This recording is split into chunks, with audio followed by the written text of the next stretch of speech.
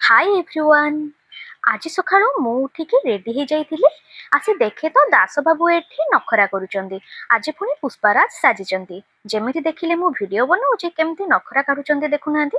खाली एतिके नुहे सांग माने आज मार्केट जाइकी बहुत सारा जलखिया आनिचंदी, जोटा कि डोसा, इडली, बहुत सारा चटनी। आज माँ को देहटा टिके भल नथिला, तांको थंडा आ जर हो जाइची। आम घरे तो सांग माने फास्ट मते मो परे दास बाबू एबे पुणी माँ को एमती लाइन लगी समस्तଙ୍କର देह मुंड खराब होचे। तो समस्त को खाया देला परे आसी देखे तो बहुत सारा खाइबा बळी जाइथिला। तो दास बाबू देखो तो आसी मो खाइबारे गळुथिले, जेमिति तांको कहिले चुपकिना पळेइले। रातिरे पड़िथिबा ड्राई फ्रूट्स आउ सब जलखिया को मु बाढ़ी देइथिली, भाबिली अल्प चटनी रे मोर हेइ जिवो, किंतु कोन करिवि, लोभ तो संभाली होउनी। आउ गोटे गिनारे अधिक टिके चटनी नेइ आस्तिली। गळा जाई खाइ देला परे आउ कोन उठी होउची। तापरे काम करबाकू तो पड़िबो। सबु बासन को धोई धाइकी लंच पाई भात बसई देथिली, किंतु आज हमर डिसाइड हेइ नथिला जे कोन हबो बिली।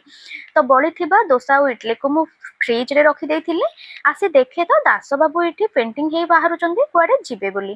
तापरे हमर डिसाइड हेला कि डाली आउ आलू भर्ता हबो बोली। तो मु डाली बसई देथिली, आलू भी सिझाई देथिली, आउ किछिटा क्षीर रातिर बळी जाइथिला, तो ताकू कस्टर्ड कर देथिली। तो आजिर भिडियोटी एतिकी। रहिली जय जगन्नाथ। भिडियोटी को लाइक कर देबे। हाँ सांग माने चैनल टी को सब्सक्राइब करने को जमा भी भूलिबेनी।